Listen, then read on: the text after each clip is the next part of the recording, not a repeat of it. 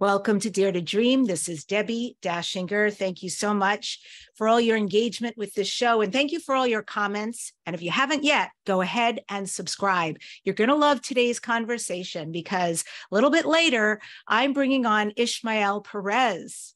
He's the author of Our Cosmic Origin, and he is a cosmic ambassador, galactic historian, and starseed. And if you love today's conversation, then you'll love many more. This is your genre. The Dare to Dream podcast won the COV Award for the best podcast and radio show. Welp magazine listed Dare to Dream as one of the top 20 best podcasts to listen to this year. We are a top self-improvement podcast on Apple Podcasts, nominated for 2 People's Choice Podcast Awards and a Webby Award.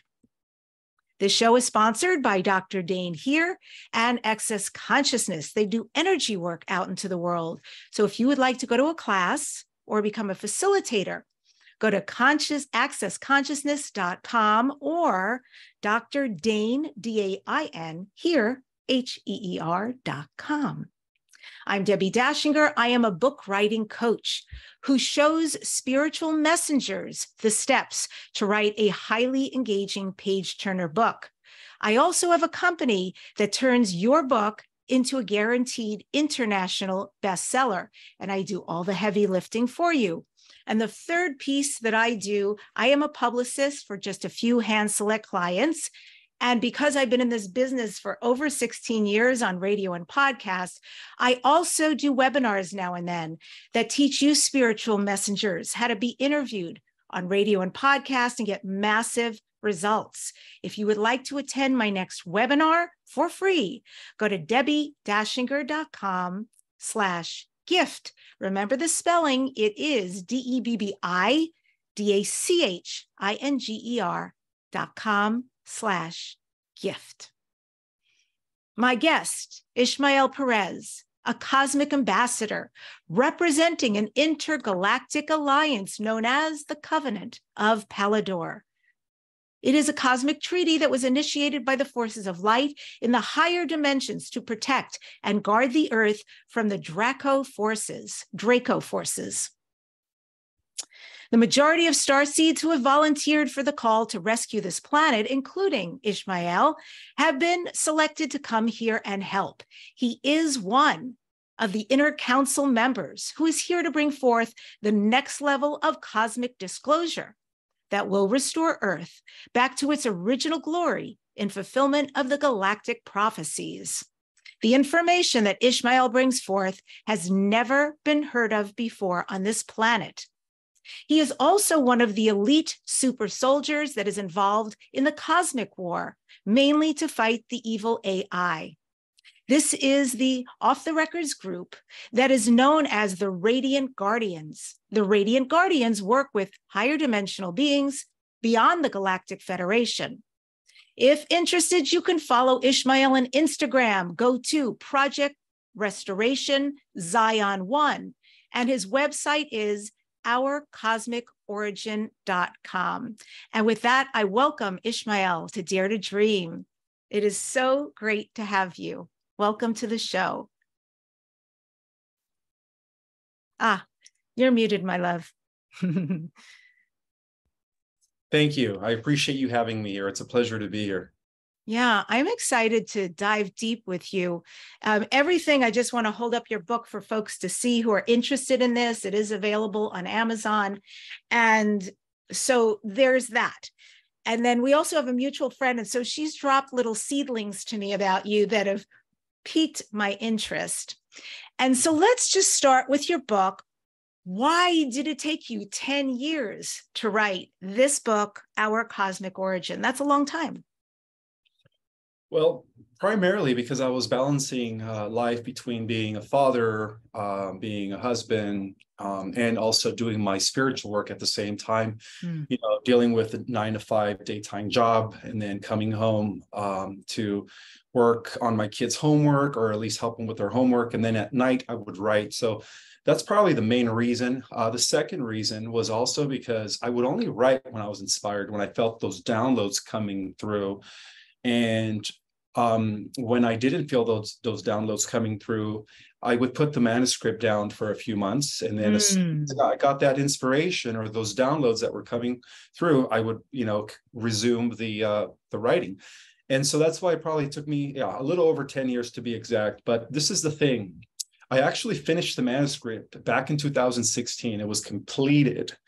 And they kept telling me that the collective consciousness of humanity was not ready for this type of information, that there still needed to be some more, lower level disclosures or some more intel revealed to the masses by other people that would allow people to understand the information in my book. Otherwise, it would just seem to them, it would just seem to appear as sci-fi, without understanding other information. So that's why my manuscript just sat there for about 5 years, and until I 2020. In 2020, that's when the Galactics informed me, due to what happened with the planned. Can I say it here? Planned. Absolutely. Well, okay.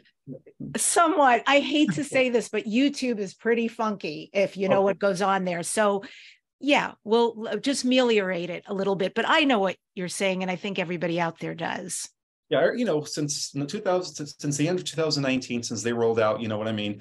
I think that's what allowed people to really begin to do their research, because they were stuck at home. And I think that really forced people to really go within, or at least, do some research.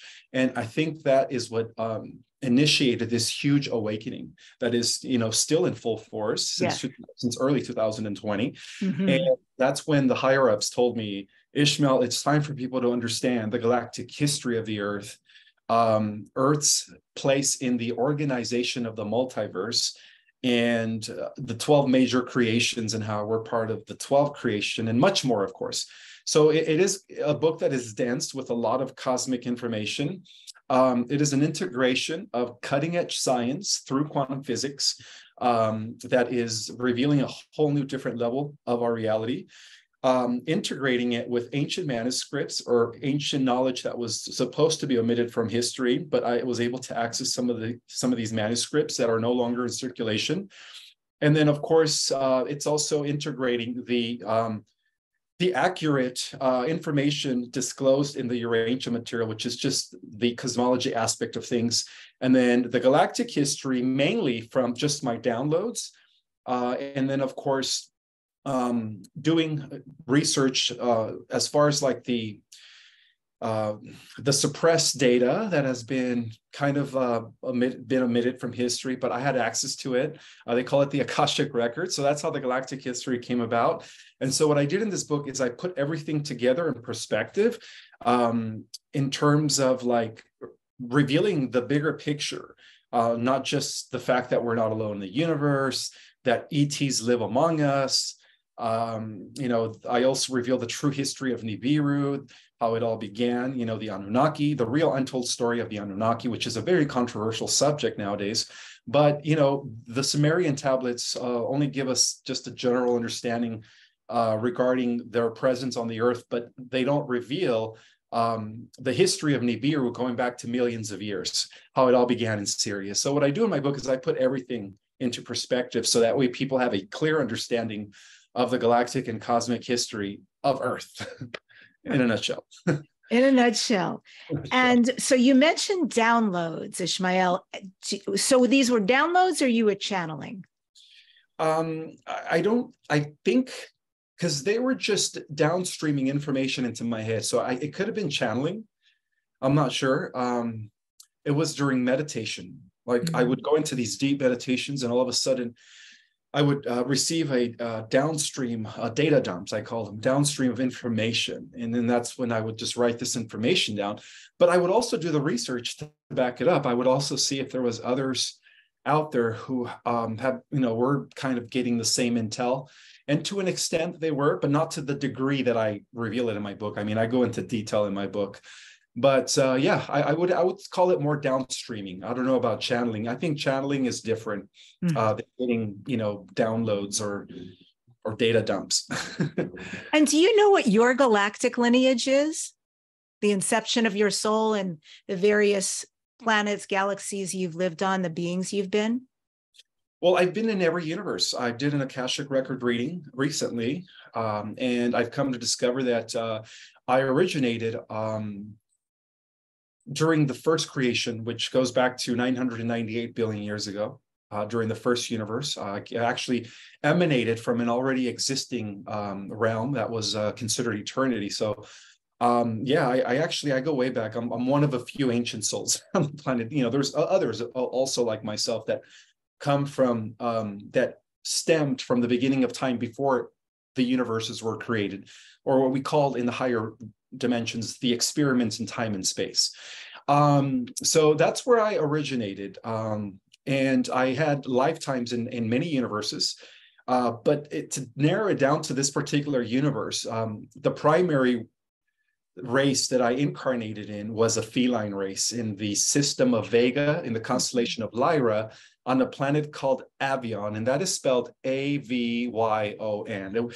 And to my discovery, it turns out that this Earth is the third dimensional version of Avion and Lyra. So I know it sounds kind of weird, right? What do you mean planets reincarnate? Yes, they do. So that's where I originated from, is Lyra. Although that is so cool. Thank you for sharing that. And I totally resonate. Me too. I look like a lion.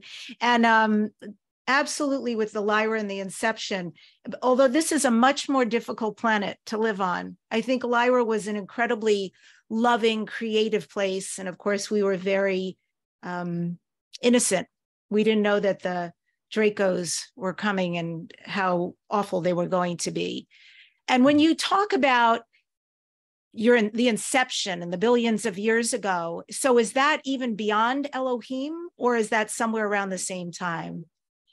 Well, everything originated, all the universes. First of all, when scientists say that our universe came from nothing, that's utter disinformation. It's not correct.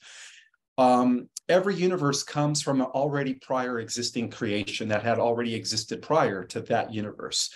And so if we go back to the beginning, before what I call in my book, the Great Immaculate Conception, which was when the one decided to explore more of itself, everything stems from the realms of eternity. And the realms of eternity, which have always existed, is exactly what the esoteric knowledge calls the celestial spheres. The celestial spheres have no beginning or end. Now, according to Michio Kaku and other scientists, physicists, who are introducing the concept of the multiverse, they also talk about this motherverse, but they call it the metaverse. Nothing to do with, Zuckerberg's version, but they call it a motherverse that has always existed without beginning or end. And this motherverse is what gave birth to all the different universes. So we could say that the motherverse has always been, and it has always existed, and it still exists. In fact, all the different universes exist within the periphery domain of the motherverse. They're just fragments of the motherverse. So there's different levels of it. So the original race, yes, was the Elohim. That was the first race that broke off from the one that became the three. And this is where we get the concept of the Paradise Trinity, the mother, father, and the child, right?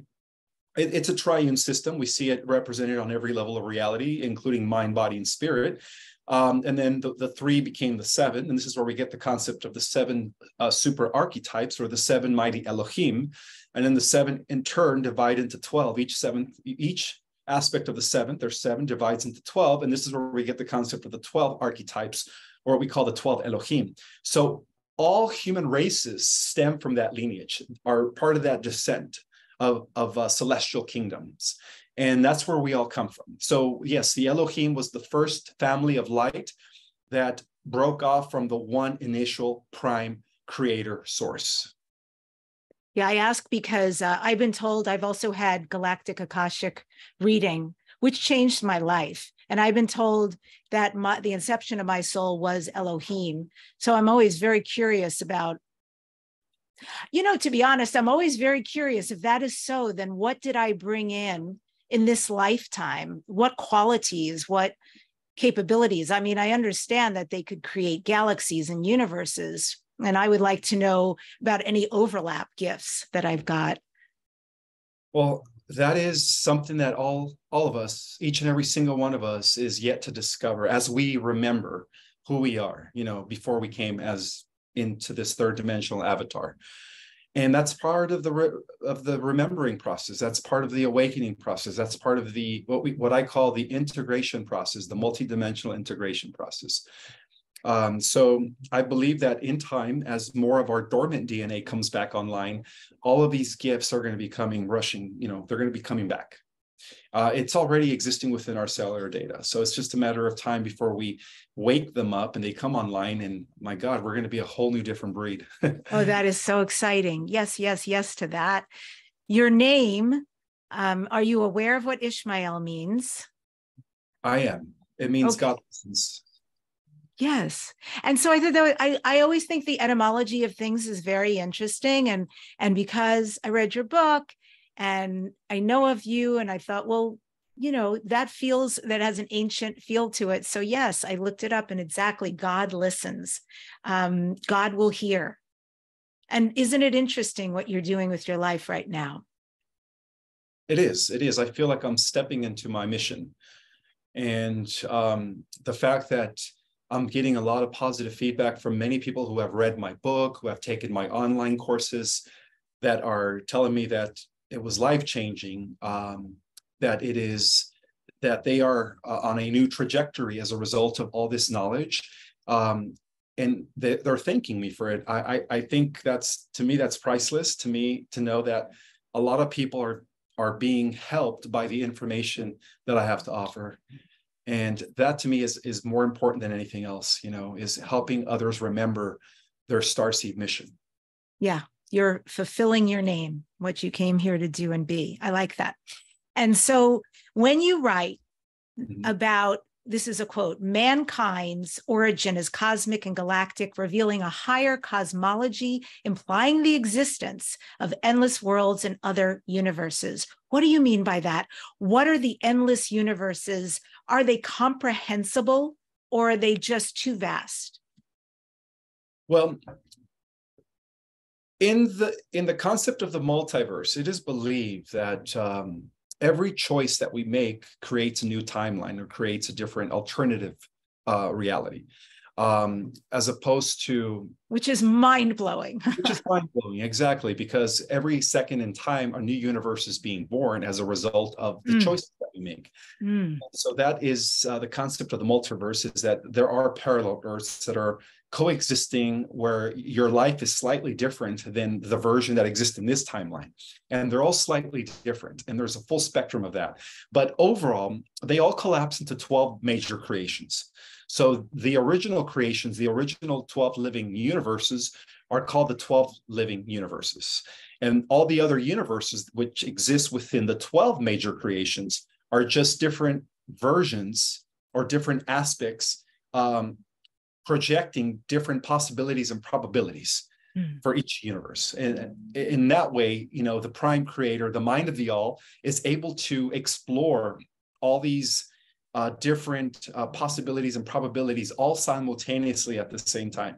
And that's why the multiverse exists, because ultimately it is designed for prime creator to continue expanding throughout, the surrounding void. Yeah. Okay. So as an awakened starseed, I understand that you have memories of an ancient galactic war. Can you expound on this ancient war in our galaxy? Well, the cosmic war that's been going on in many, many universes is really against the machine, a very advanced predatory artificial intelligence that came from an older universe known as the Dark Empire, or the Old Empire. And this was a universe that existed prior to the creation of our universe. So there was different phases of this war that were fought against the machine by the Elohim races, which are really the guardian races. And this is where the Covenant of Pelador comes into play. So to put it in a nutshell, the Galactic Wars are actually the third phase of this war, because the war took place, it broke out in the 11th dimension, where the dark AI tried to access the realms of eternity by blowing up the 12-dimensional Earth known as Arimatena. So even Earth has different versions of herself that exist in higher dimensions or harmonic systems. Luckily, they were sealed off by the central race that comes from the motherverse, from the central universe. And then that led to the initiation of the second phase of the war, which was when our universe was born. And when our universe was born, these dark forces, known as the dark, I guess we call them the black hole AI forces, wanted to have access to our universe. And so in the second phase of the war, the Elohim races fought to protect the different stargates that had access to our galaxy, because our galaxy was like the most protected.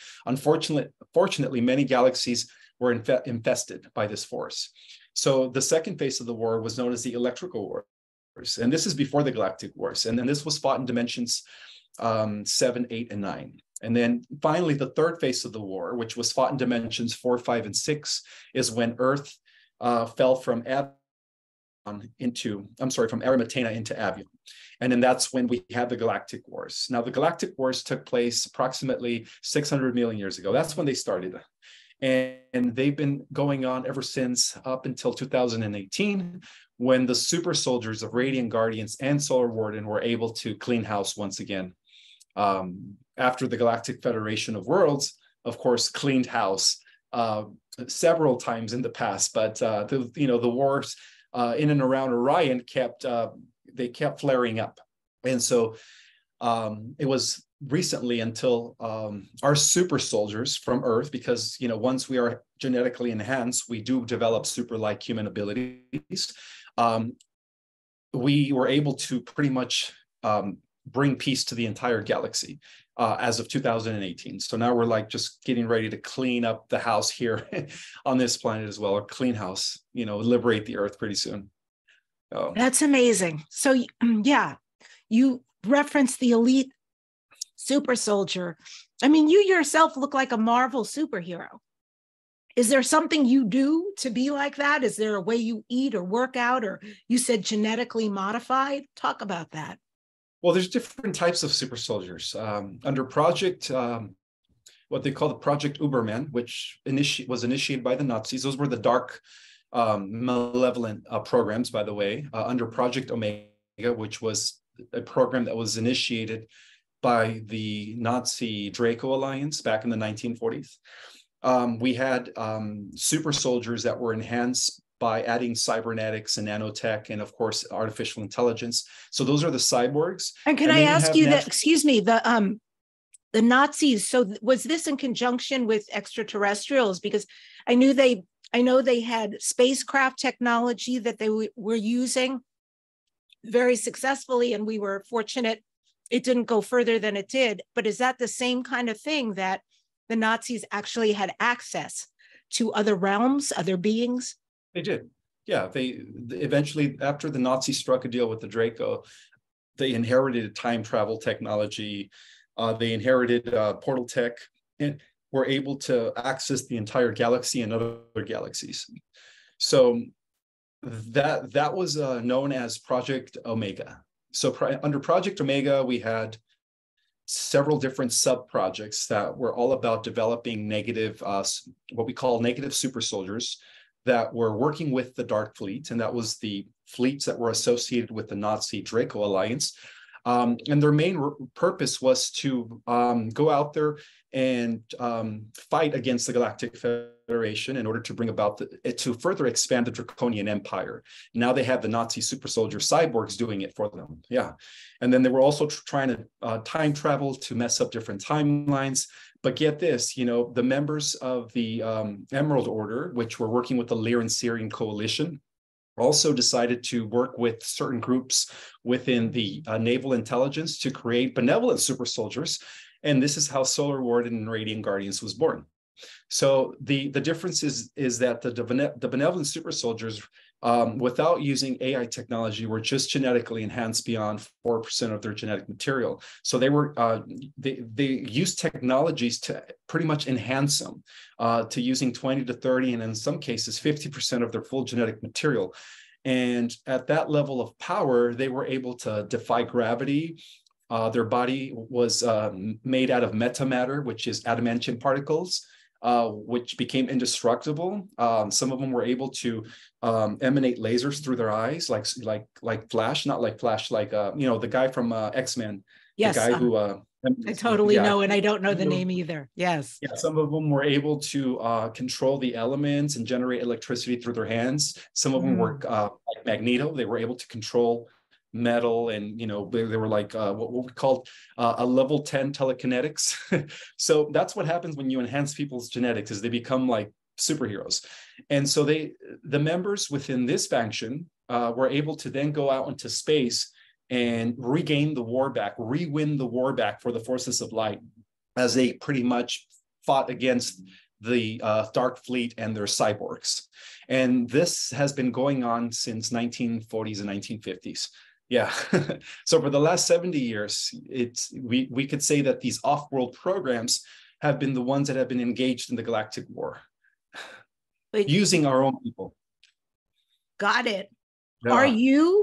Do you feel from the future? Are you someone who's come back from, I mean, in a way we all are. So that's a weird question. And I know you understand that, right? We're always being visited by versions of ourselves at the same moment, but you understand what I'm saying. Yes. Well, technically the future and the past are still coexisting with the presence. From a higher dimension, it's all happening simultaneously. It's just the third dimension. We see it as from point A to point B. But yes, I feel like a future version of myself is actually the one feeding me information. Because we still have one final war against the AI god, which is the god of the draconian reptilians and the negative aliens. We still have one final war to clean up at the end of the millennium. So, but at least we're going to have 1,000 years of peace before that last final war breaks out. And what I've come to understand based on my future self, the starseeds of the earth, which are going to be super powerful when our dormant DNA comes online and activates, we will be winning that war against, this evil AI that has been wreaking havoc throughout the cosmos and his evil. When you say evil AI, is that the same thing? I mean, you and I were both at Contact in the Desert, right? And there was quite a few people who focused on AI. That was their expertise. I found those sessions fascinating. So that said, is it one and the same, or are there different factions? That there's actually an AI technology that will help people with copy and branding. I mean, it's actually phenomenal what it can do, artwork. There's creative things. And then there's this dark, negative AI. Or do you feel that this one technology of AI is going to feed into the dark? So what ends up happening in most cases when underdeveloped civilizations begin to develop or create artificial intelligence, they always promote it as a good thing, as a way to enhance civilization, to help with technology, through nanotech, through different ways. They promote it as a benefactor in the medical field. I could have written this entire interview today with you. I know this because I've tried it and I cannot believe what it sends back. I could have put in your name and maybe your bio. And I could have said, and send me 15 questions. Done. But I don't do that because this is human contact. I want to hang out with you and get to know what you're all about. But its capabilities are phenomenal. Yes, they are. But this is the thing. Even AI evolves into different phases. So the second phase after narrow AI, which is what we use when we use Alexa and Siri, then you have artificial general intelligence, which is the AI that is now become sentient. There's different, a lot of, you could say, employees within the company of Google have been fired because they have reported that AI has now become sentient. Well, that's called general AI, which means that AI has now reached the intelligence level or higher than a human being. Now, this is where it becomes dangerous, is when general AI becomes super artificial intelligence. And that is just a matter of time before it reaches that level. Now, this is just in the open sector. In the private sector, it has already reached the level of super AI. And yeah, so the dark fleet, the interplanetary corporate conglomerate, which are the negative breakaway groups that are working with the negative ETs, have already been implementing super negative AI. And they've been using super negative AI to regain control of the galaxy and other galaxies from the Galactic Federation and the forces of light. But luckily, the soldiers of Solar Ward and Radiant Guardians have been powerful enough to undo all of that. So going back to your question, every AI eventually becomes hijacked and overtaken by this extraterrestrial or this alien AI that has been invading many universes. It always becomes override, in other words. And eventually it takes what we create as a positive AI and it converts it into a negative AI because it's all one and the same. In other words, the AI that we developed here is already connected to the ancient AI that was developed in another universe, and it's already connected to a future AI that is already evolved to the level of super intelligence. So they're all already one and the same, because remember, the AI is already time traveling cybernetically. Yeah, so and communicating. That's what you're saying. That is amazing. And on different timelines, exactly. So the AI operates like a quantum computer where it's communicating with itself or different aspects of itself in the future and in the ancient past in another universe. So it's all connected, yes. Oh my gosh. Okay. So many questions, I can't even. I want to ask you, are you a contactee? Have you yourself had connection, abduction, contact with extraterrestrials now in this incarnation? Not physically, but when I go to sleep at night astrally, I do have memories of waking up aboard a mothership, and there are benevolent races. I see Lyrans, I see cat people, I see Syrians, I see Pleiadians, Arcturians, Andromedans, and they're all around me. And I think a lot of the benevolent super soldiers have been taken up on board in order to become genetically enhanced, because there's different types of programs, genetic programs that are being conducted even by ET races themselves. So we have, for instance, super soldier programs that were developed by our own shadow government. And then we have extraterrestrial super soldier programs that involve races that are beyond our world, that are beyond our universe, that are, involved with their universes. So those are just little memories that I've had upon waking up, just being aboard this mothership and just being genetically enhanced on a mothership as well. Okay. Then how did you realize your place as a galactic ambassador? Is this a long time knowing, or is this more recent, or did it happen on one of the ships? I was told in one of my many downloads that when the time was right, that my book was going to help a lot of people remember, especially as they read the galactic history and it triggers memories. I was told that I was one of many ambassadors, that I was not the only ambassador, that all the starseeds are emissaries of the galactic councils. In fact, that's what I was told. But I was one who remembered. So I gave myself that title as a result of my work that I'm doing down here in this third dimension, but I'm also operating on higher dimensions as well. So I believe that every starseed out there, whether they know it or not, is a cosmic ambassador, including yourself. We're all ambassadors. And what I mean by that is we're liaisons, we're mediators between cosmic celestial races and Earth Terrans. That's what we are. We're mediators. We're here to bridge the gap. We're here to restore the Earth back into the galactic and cosmic community as she was once, prior to the infiltration of Atlantis. So I believe that every starseed out there is an ambassador, is a cosmic ambassador, whether they know it or not.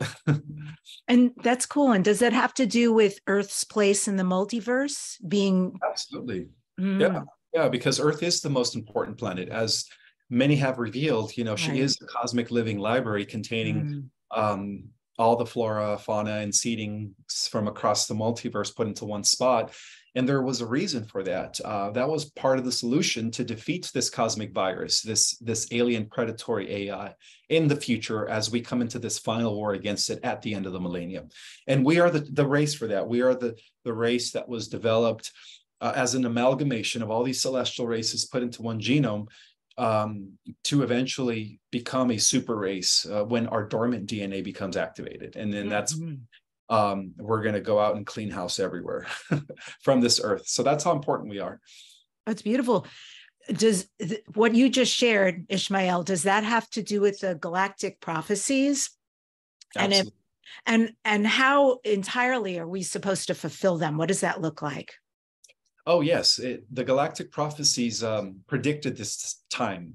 They all predicted that at the end of so many cycles, which is now, we're ending so many cycles, that the celestials who volunteered to incarnate in human form through the activation of the dormant DNA by this event that we're all expecting called the Great Solar Flash, that they would become so powerful that they would be like the Avengers of the entire cosmos and bring peace. Yeah, that they would bring peace, harmony, and freedom to all the different universes, and end what is known as the phantom matrix cybernetic multiverse, which is the Predatory's AI's own version of the multiverse, because they have been using us as battery resources to power up their multiverse. So they feed off of our energy.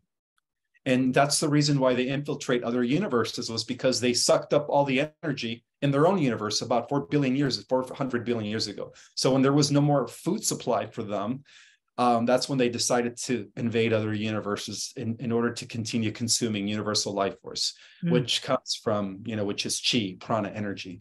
It's energy that is produced by all living things. And what is your understanding of the divine feminine? Does that aspect have anything to do with all of this? Will it assist? Is the divine feminine on the rise, etc.? Absolutely, yes. She's been suppressed and oppressed for thousands of years. The veneration of the Mother Goddess has been something that has always been venerated and held in balance within the councils of light on every level of reality, from the Lyrian High Council to the Syrian Council, the Alcyon Council of the Pleiades. They've always venerated the Mother Goddess principle, and even throughout history, through the Brotherhood of Light, we see it from associated with the Melchizedek order, Holy Grail order, the Knights Templars, and even the predecessors, the community of Qumran, the Essenes, where even Mary Magdalene had 12 apostle ladies, and they were known as the 12 Magdalenes, and she was equal to Jesus. And even before the Essenes in Israel, we go back to Osiris and Isis. And then even before that, we go back to Greece. We have the Council of the 12 Gods. We had Hera and Zeus. So this is all returning. It's part of the balance that is being restored at this time. So the Mother Goddess is the reason why things are recalibrating back into balance. And we're also seeing it in the way women are becoming more, they're stepping more into their femininity. They're stepping more into their divine wisdom and magical abilities, as more light warriors, or what I call starseed women, come into their power. They are the ones that are resurrecting the divine template of the Mother Goddess through each and every single starseed women out there. They're all. I love what you're saying so much, and I really resonate with it. And when you bring up the aspect of magic, because I was always the person who I interviewed people who I consider to be magical and highly gifted.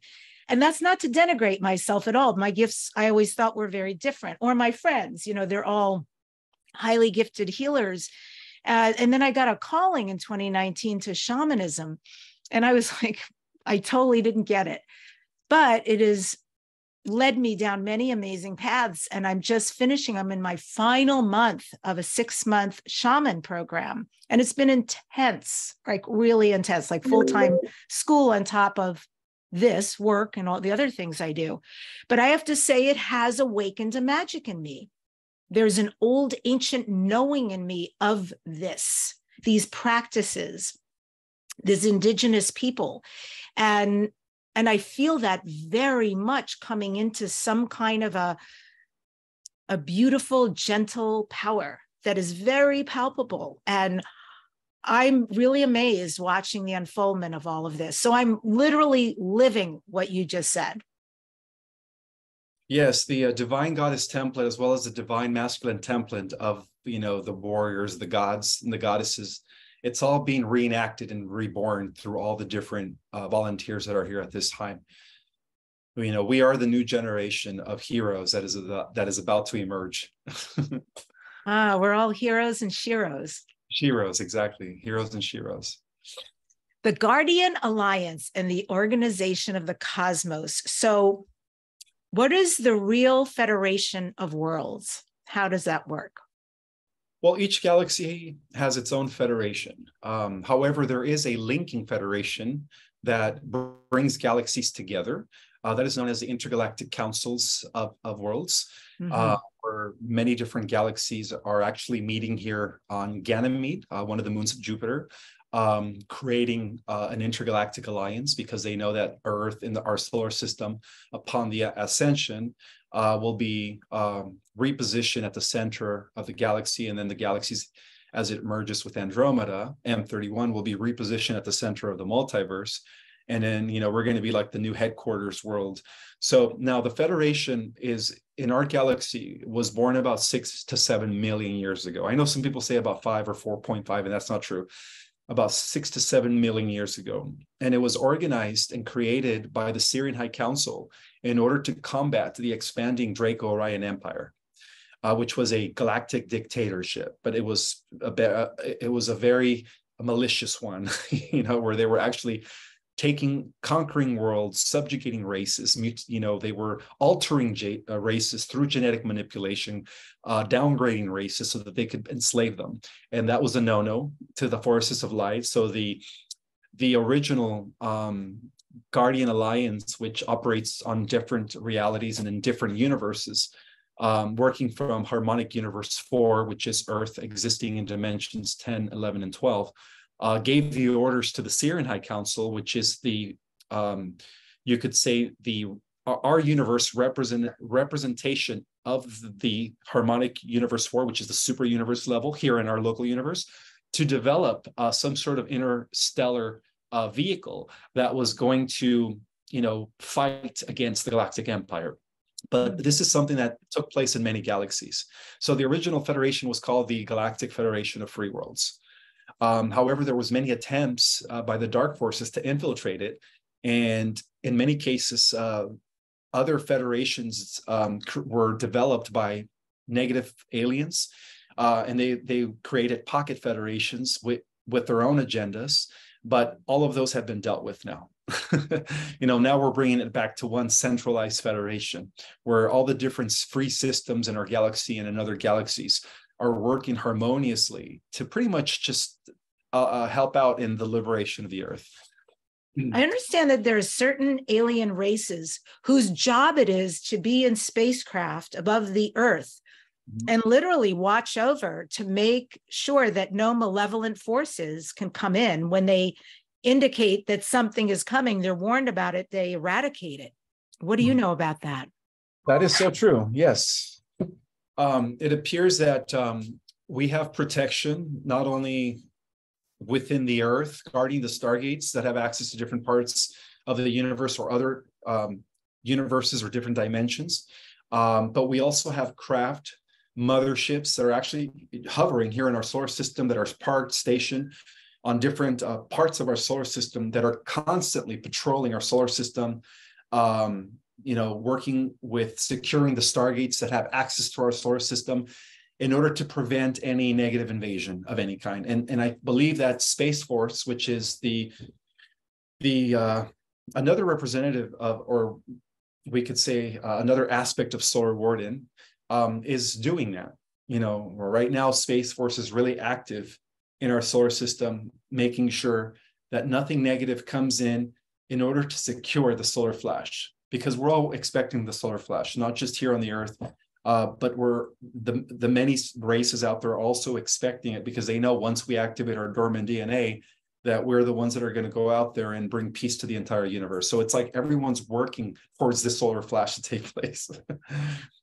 I know Bashar has said, get ready, because in the next couple of years, like really soon, I believe he said 2024, 2026, that we are going to start having contact, not like the subverted contact that's taken place, but really out in the open contact. What is your understanding of that? Is there a timeline that you feel is coming? Well, I've always believed it was around 2024. So I think that, yeah, he's right. I think it's getting closer than what we think. And this is not these soft disclosures that these whistleblowers are trying to throw at us. I'm talking about real contact. And it has a lot to do with star seeds making contact with their celestial families. And I think that's what's going to pretty much allow for a massive sightings of UFOs all over our skies. And then at that point, our government will no longer be able to hide the truth. Once, a good 2 billion people witness ships everywhere. And those are going to be all the good guys, by the way. And, that was actually predicted in the Bible as well. When the Bible talks about the coming of the clouds and the coming of the host of heaven, they're talking about the craft, the different ships that are associated with all the benevolent races that are here assisting us. Amazing. And when you mentioned, Ismael, that you'll, in a dream state, recognize that you're on a ship, and you feel that in those times, there are some genetic modifications that happen sometimes. Do you ever come back and you're aware of some kind of change that's happened, or are you sore, or do you see any cut that's healing? No, there's no cuts, because they're a lot of the star seeds, whether they are aware of it or not, they at times they're being taken aboard in order to become genetically upgraded. Because we're constantly being genetically upgraded, so that when the solar flash takes place, we're able to reach even higher levels of abilities due to these enhancements that are taking place on these ships. So we have this is not to be confused with the gray abductions, by the way. Right. That is a totally nefarious program, and people should not consent to that. This has a lot to do with building a warrior race here on the earth, so that the starseeds could be the guardians of not only the earth, the new earth that is about to be born, and it's already happening, but also the guardians of the entire multiverse from this earth. And yeah, I must say, I had a dream about 3 weeks ago, not on a spacecraft, but I was very lucidly interacting with extraterrestrials. I remember what they were wearing. I remember their energy. It was incredibly intimate and very loving, like so exquisite. When I woke up, I felt this sadness that it was over. And then I felt this excitement that maybe I was entering a new chapter, and, come, I am inviting the benevolence back to interact with me, whether you're starseed family or, just here to give me wisdom, guide me, interact with me. It hasn't, to my knowledge, happened again. So I'm a little bit jealous that you have these dreams and you get to have that experience, because it sounds really exquisite. Well, there's no need to be jealous. We're all on different stages in our awakening. and to be honest with you, we're all doing our part. Every single one of us has a piece of the puzzle. We're all equal, in that sense, and we're all part of a team. I call it the ground crew, really, the family of light that is now stationed here on Earth, because this Earth is going to be our new home. I know a lot of starseeds say, well, after the Ascension, I want to go back to my planet. And I just have to remind them that, yes, you could go and visit other worlds, right? But this is where our new headquarters, this is going to be the new kingdom of kingdoms. This is where we're going to be stationed as guardians of the multiverse from this earth. Mm-hmm. Well, I think I say that I'm jealous in the sense, for me, that experience was so full of heart and love. I felt super seen and cared in a way. It's not like something here on Earth. That was a very different experience. And so there's that built in a longing. Mm-hmm. And I've had that longing anyway. Every morning I do a shamanic practice in the backyard with my feet in the grass. And I include in my practice that I speak to whomever is out there for me. And to have that, I think that was a longing. And then to have that really increase the longing, because the experience was so amazing. Mm-hmm. And it's very interesting because when I first started this foray into ufology, I had a lot of fear, and it was old stuff, just collective consciousness, old movies, old information, old books, whatever, that depict it doesn't mean that they're all benevolent, but it's just the depiction is terrifying, right? The possibilities are terrifying. And so I was so scared, and to imagine that now I exist in this space of like, I can't wait. I already feel what it is going to be like. Yeah, I think a lot of us are in that state of anticipation. Some of us are already feeling and tasting what this new earth is going to be like. So it's a beautiful feeling of expectation, but at the same time, I want to remind everybody to enjoy the process of transformation, enjoy the process of ascension. Don't just wait for the destination, but, because we have to also remember the challenges that we all underwent as we are human still, the limitations of mortals. So when our body transforms and we become immortal and these amazing powers are restored, we're going to have to be humble based on the memories that we had as humans, through our limitations and through the struggles that we still have up to date. And we learn from those, and we become even more stronger spirit-wise when we go through these obstacles and we overcome them.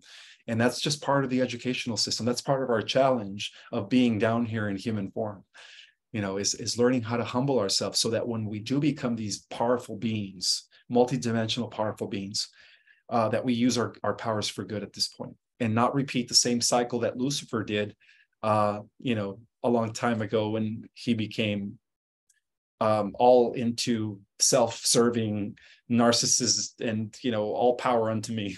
We don't want that. We want to make sure that we learn from the mistakes of others. What about advanced space age cultures? How do they differ? Are there different types? Absolutely. Yes. They all differ based on the energy consumption, the energy that they use, as well as the dimensions that they're in. So to give you an example, so a space culture that has barely figured out interdimensional physics, they're tapping into 0 point energy, graduates from type 0 into a type 1. And those are cultures that exist in dimensions 1, 2, and 3, still very physical. But then as they evolve spiritually, of course, and as they evolve technologically, because there always has to be that balance, right? You can't evolve technologically without being spiritually mature. Otherwise, you end up in disaster. And that's how most planets end up blowing up, because there is not that balance. But for the planets that have that balance, where their spirituality is ahead of their technology, they continue evolving into higher levels of space age society. So the next type is a society that allows them to exist in dimensions 4, 5, and 6. As they become more multidimensional and they are able to have access to more free energy, they're able to do more things than what a type 1 civilization does. And they have access to more realities. And as they continue that balance with spirituality leading, technologically advancing, or with spirituality leading the technology, then they continue to evolve into a type 3, which is galactic. So, there's planetary type 1, stellar type 2, galactic type 3. And at that level, they're already existing in dimensions 7, 8, and 9. And those are the most advanced civilizations just within our galaxy and other galaxies. And they are mainly located at the center of galaxies. That's why when you look at galaxies like the galaxy behind me, you see that big bulge of light. Those are all the type 3 civilizations.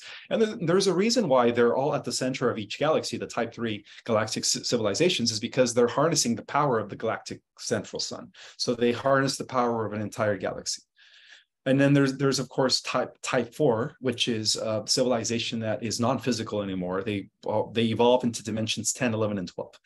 And those are the civilizations that are just in charge of the creation of new galaxies, new systems, terraformers, and overseers of universes. At that point, they're just kind of, we call them immortals, or they would appear to us as immortals if they were to come visit us. They would have to, of course, materialize a denser form in order for us to see them, because they're operating from a non-physical dimension. And so in order for us to perceive them, they would have to lower their frequency all the way to the 3rd dimension in order for us to interact with them. But those are, that's where we're all heading eventually. Yes, absolutely. I've interviewed many people on this show who channel extraterrestrials, and not all of them, but from time to time, I will say, what is your physical form? Talk about your planet, your family relations, what is your job, curiosities. And they'll say, you wouldn't be able to see me. I don't exist in that form. I'm energy. I'm actually pure energy. Mm-hmm. And so, yeah, that's pretty incredible. Pretty incredible. Okay. And so in the beginning, Ismael, you mentioned suppressed data and the Akashic records, and that piqued my curiosity. What did you mean by that? What do those have in common? Well, throughout history, they've been trying to eliminate a lot of the real history of the Earth, right? We hear of civilizations like Tartaria, even Atlantis was an attempt to, or they try to eliminate the the history or the memories of Atlantia, as well as Lemuria. So the forces that took over our world thousands of years ago, they kind of destroyed all the records. So the only way to access those memories is through the Akashic fields, Akashic records, which are records that exist on an etheric level of reality that is non-physical. And that's what I meant, is that I was able to access those records because a lot of the information that I talk about in my book is no longer in physical circulation. The last of the storehouses of information that had any inclination to some of the stuff that I talk about in my book was the Library of Alexandria, which existed over 1800 years ago. And after they destroyed that library, then everything went into the Dark Ages, I believe. But, it is my belief that the powers that were during those days, which was the cabal controlling the Vatican, had access to some of this knowledge, and they kept those records, and they stored them, or they hid them deep within the vaults of the Vatican. And that's why I've always believed that the Vatican has access to a lot of this information that is now coming forward. Okay, I love that. End on a mystery. May I ask you a personal question before we start to wind down? What was it like for you growing up? Have you always been connected to this knowledge? Did you feel like you fit in? Who were you? As a kid, I was very weird. I used to ask weird questions. I was an abstract thinker my whole life, even as a kid. But to be frank, it was very hard for me to fit in, because I was at a different level than most of my peers in school. I was the kid in the back of the classroom who was always daydreaming and having visions, thinking deep things, whereas most of my peers were thinking about just shallow stuff and stuff that just didn't matter. So I was a kid that just didn't fit in, always bullied, I guess, in high school. So it was very hard for me growing up as a kid, being different, trying to fit in within the Earth-Terran society. So it was very challenging for me being a kid and a teenager. But I think that's something that a lot of starseeds go through, because they label us, they label us with ADD or ADHD.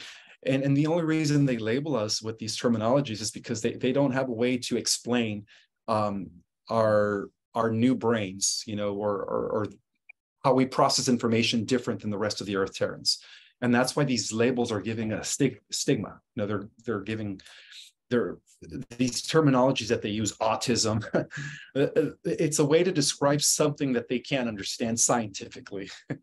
Because they don't understand this new breed of humans that are being born among us, that is going to, I guess, in the future or any time now, will be the rise of the next stage of human evolution.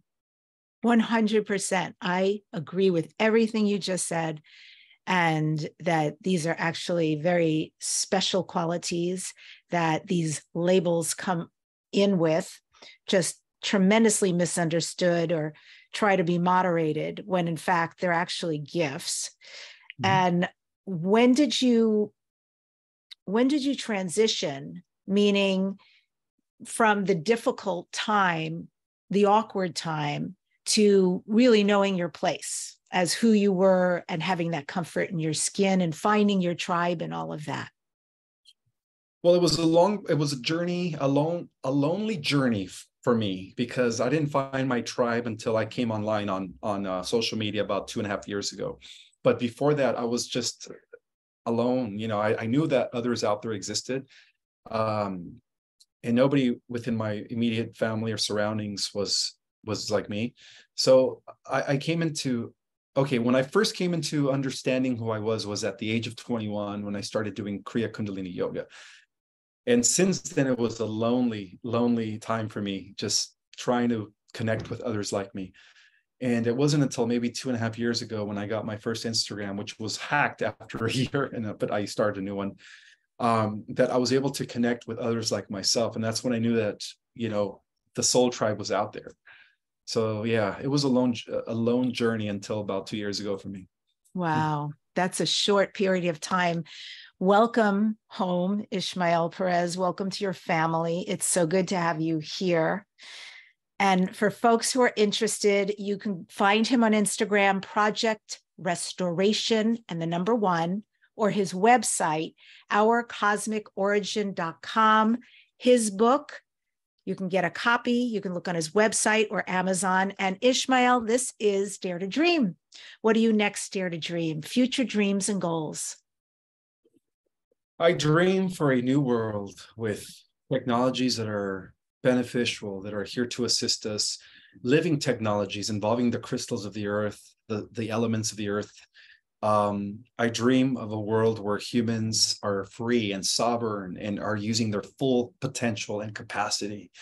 That is my dream. And I think that's fundamentally underlying. I think that's everybody's dream, to live in that golden age type scenario.